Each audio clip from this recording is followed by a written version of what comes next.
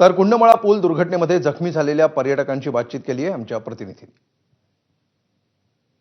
इंद्रायणी नदीवरचा पूल कोसळून जे जखमी झालेत ते आता आपल्या सोबत या ठिकाणी आहेत। आपण त्यांच्याशी बोलण्याचा प्रयत्न करूयात। नेमकं काय घडलं होतं त्यावेळेला, किती जण तुम्ही आला होता, काय झालं होतं नेमकं? मी एकटाच होतो, मित्र होते पण ते नव्हते पुलावर त्यावेळेस।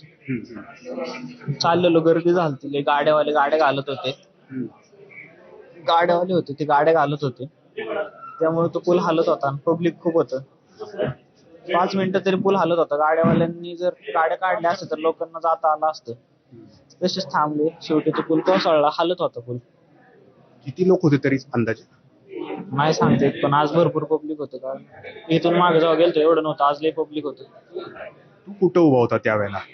सेंटरला, जो इकडनं अर्धा भाग पडला आणि तिथं मध्येच होतो मी। पाण्यात पण कोसळ? मी दगडावरती पडलो साईडला, एवढ्या अंतरावरती पाणी होतं, मी इथं पडलो।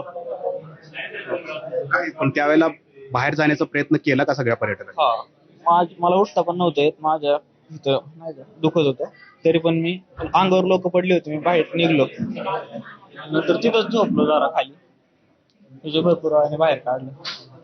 हा जसा तरुण जखमी झाला होता तसाच इकडं पण एक तरुण आहे जो त्या ठिकाणी होता आणि तो जखमी झाला होता। मित्रा, कुठून आला होता तू? मी बाणे।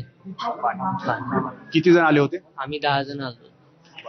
10 पैकी आम्हाला 6 जण लागले, बाकी 4 जण आहेत ते घरी पण गेले। बाकी आम्ही 7-8 जण अडकून तिथे, आणखी डिस्चार्ज नाही दिला आम्हाला, दिले आम्ही जाऊ। तर हे अशा प्रकारे तिथे जखमी झालेले हे सगळे तरुण होते। अनेक जण आहेत, 38 जण आहेत जे जखमी झालेले आहेत। त्यातल्या नेमकं त्यावेळेला काय प्रसंग घडला होता हे सांगणारे बाईट्स या ठिकाणी होते।